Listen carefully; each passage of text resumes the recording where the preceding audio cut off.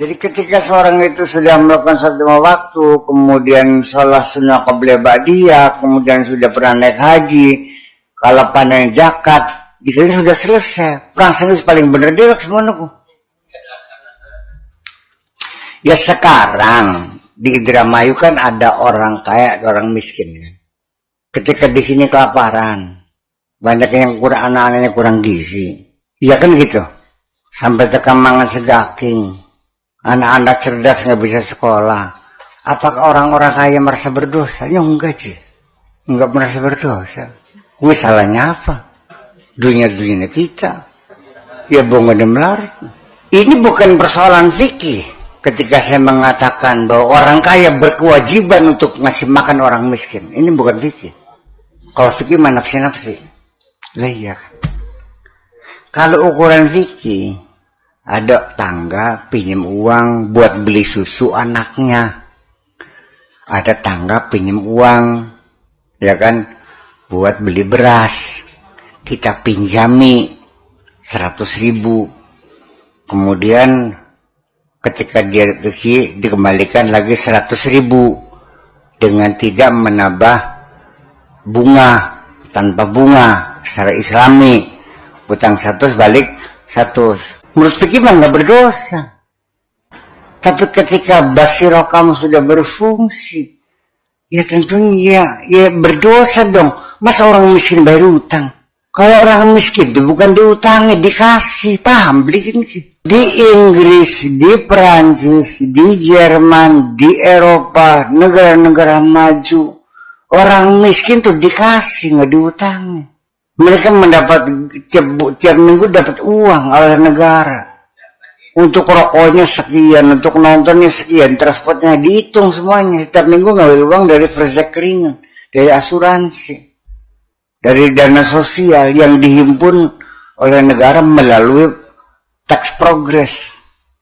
Orang kaya bayar pajak untuk makani orang miskin. Ya kayak daftar melarat bapak juga kayak siapa bilang? Ya nggak ada orang yang pengen melarat tuh. Bukan begini. Saya sendiri juga tercengang juga sih ketika Joni itu tiap minggu ngambil gaji buta. Dia seorang seorang cook ya, juru masak. Restorannya tutup. Ya tiap bulan tiap minggu dia ambil duit sih. 200 gulden. Kok enak banget. Orang pengangguran dikasih uang. Ya kalau nggak dikasih uang, saya makannya dari mana? Kalau saya nggak dikasih uang, berarti saya boleh merampok. Kan harus makan. Kalau nggak dikasih, ya akan mencari sendiri dengan cara sendiri dong.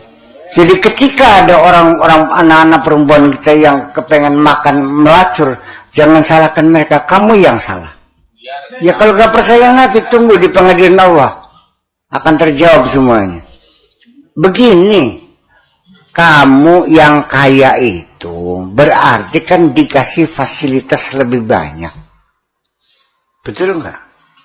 Di Indramayu yang dikasih fasilitas terbanyak adalah bupati.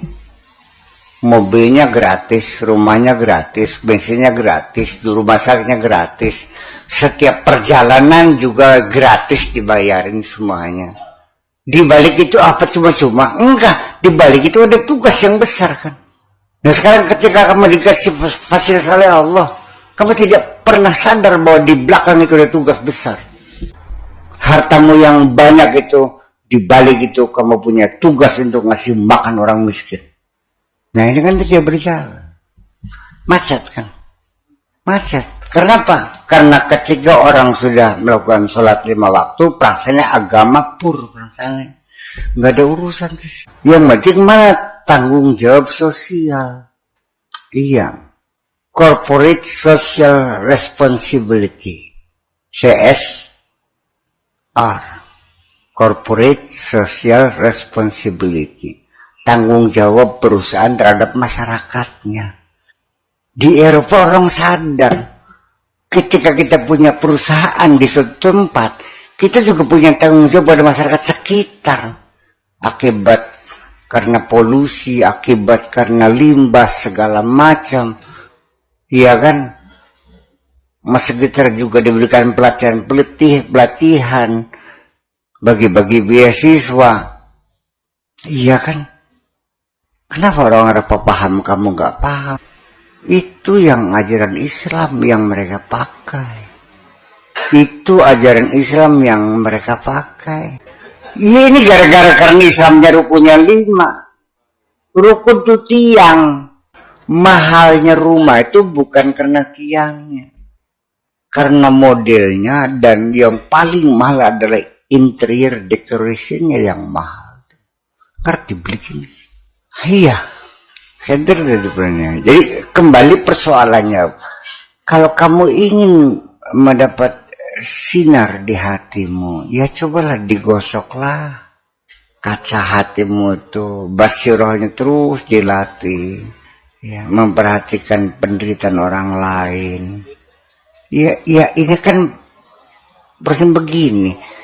Ketika Allah memberi harta kepada kamu, sebetulnya itu kan titipan yang ada haknya orang fakir miskin.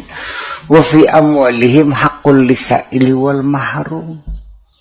Makanya saya berulang-ulang, ternyata yang hebat di dunia ini adalah ketika orang bekerja keras, ya, tugasnya semuanya dilakukan dengan baik, tapi dengan fasilitas yang memadai. Umpamanya saya nyuruh anak santri ke Jakarta bawa surat.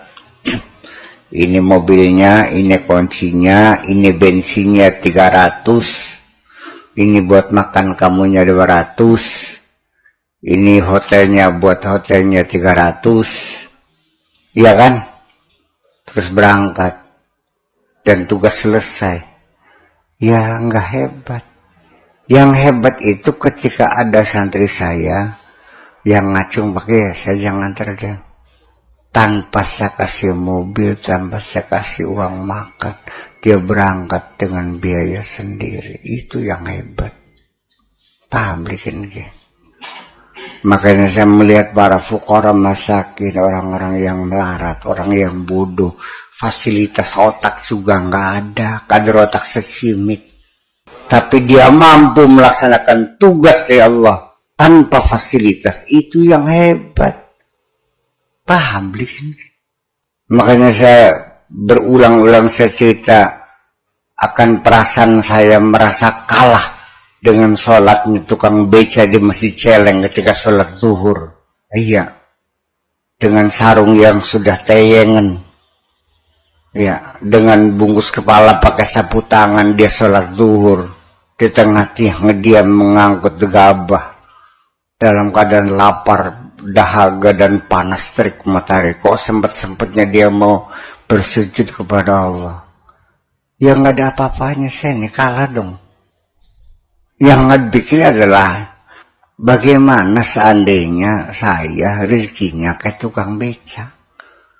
Harus bercapek-capek dulu, berlelah-lelah dulu. Harus banting tulang pers keringat seperti tukang beca. Saya nggak yakin saya mau bersujud kepada Allah kok. Ngandel bikin. Ya itu pun. Jadi dulu para ustad, para kiai ajeloknya saya wong melarat. Ajeloknya saya wong bodoh. Artinya jangan menghina mereka yang tidak diberi fasilitas oleh Allah. Ketika mereka siap melaksanakan perintah Allah, bagaimanapun yang melakukan, ternyata pasti mereka lebih hebat dari kamu-kamu yang kaya, daripada kamu-kamu yang pintar ngaji yang disebut kiai.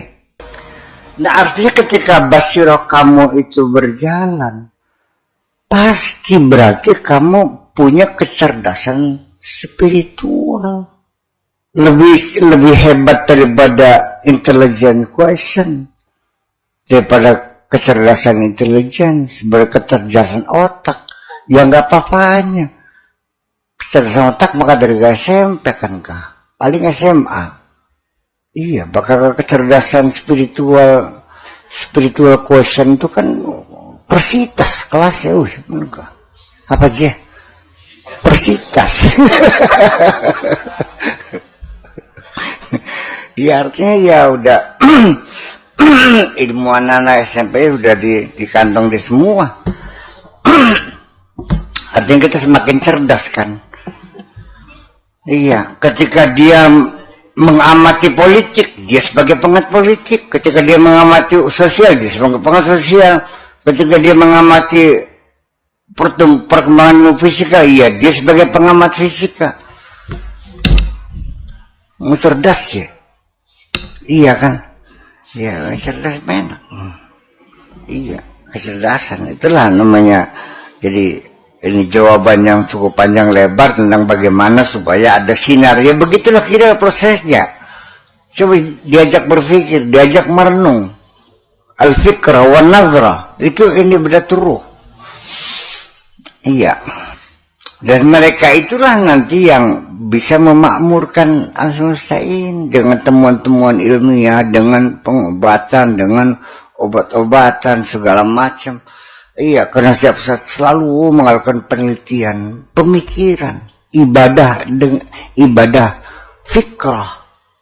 Sekarang penyakit apa? Demam berdarah, apa obatnya? Ngulik terus, dijalankan ibadahnya sehingga dia bisa menolong berjutaan manusia yang sengsara.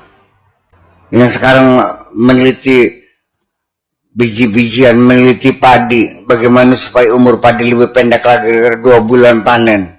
Siang malam di dalam laboratorium, uji coba lagi, bertahun-tahun. Itu adalah ibadah bil fikrah, paham bikin ini. Nah, itulah makanya. Jadi ibadah bil fikrah wan nazarah. Penelitian-penelitian dan sebagainya. Sekarang sumbangan kamu dalam pemikiran manusia apa yang kamu sumbangkan? Enggak ada. Ya pemikiran tuh apakah itu ekonomi, apakah politik, apa sosial, apa budaya, apa kesenian. Iya kan. Jadi ibadahnya ruh itu apa? Bil fikrawan wan nazrah wa summa maqamul ihsan.